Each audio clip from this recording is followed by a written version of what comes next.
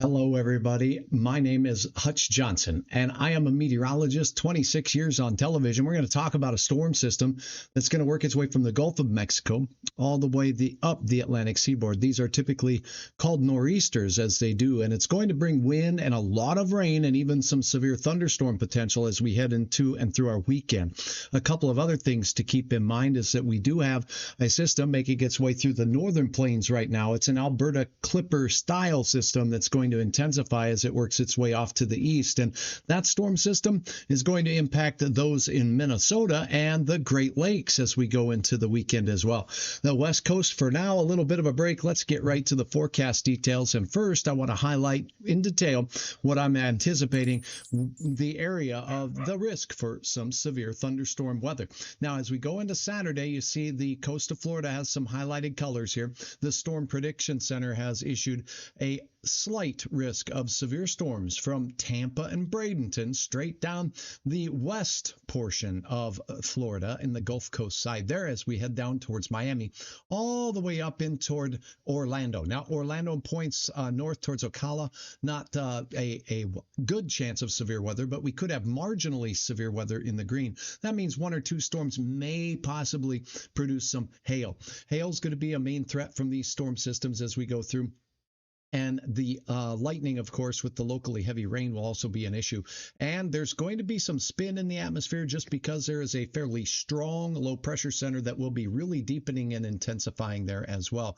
But that primary risk will be as we go into the afternoon. Let's time out the model down here for this, and we'll take a look at the rest of the nation as we go through the night tonight, where snow is developing up near Fargo, North Dakota, and Jamestown, and points east into Minnesota. We'll talk about that system as well. First, let's look at the national story that you're going to hear about from the Gulf Coast. A deepening low pressure system that's going to get a punch of cold air off the shores of the eastern Texas coast, and that's going to really intensify the system as we set this into motion right now. Now, you're looking at the time frame there as we head into the morning of your Saturday, and we see the system starting to slowly wind and circulate out here in the eastern Gulf, and that counterclockwise circulation will make its way through southern parts of Florida as we go through the afternoon hours. And that's that peak heating kind of time of day. That's where the risk will be the greatest. And then as we get into the late evening around 9 o'clock, the heavy bands of rain will push in toward Tallahassee and Jacksonville.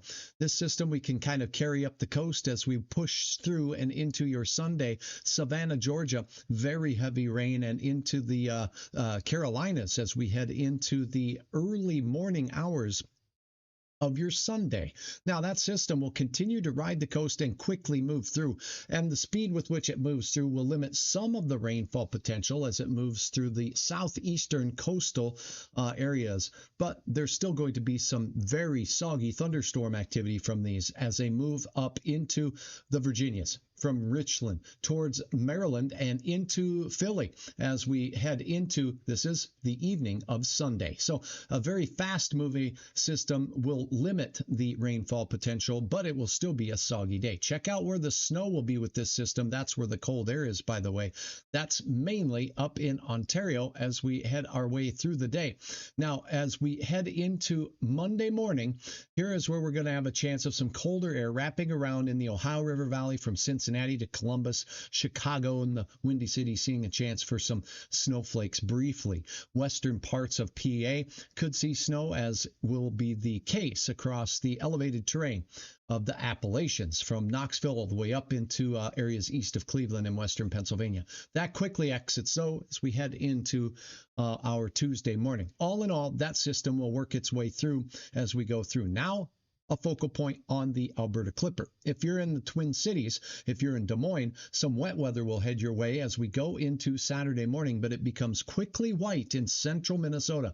So areas north of Minneapolis toward Duluth will see some accumulating snow. We're talking about 1 to 3 inches with a couple of pockets more than that out towards the north shore of Lake Superior. There could be some enhanced totals from the Iron Range up there, and that's what we're seeing.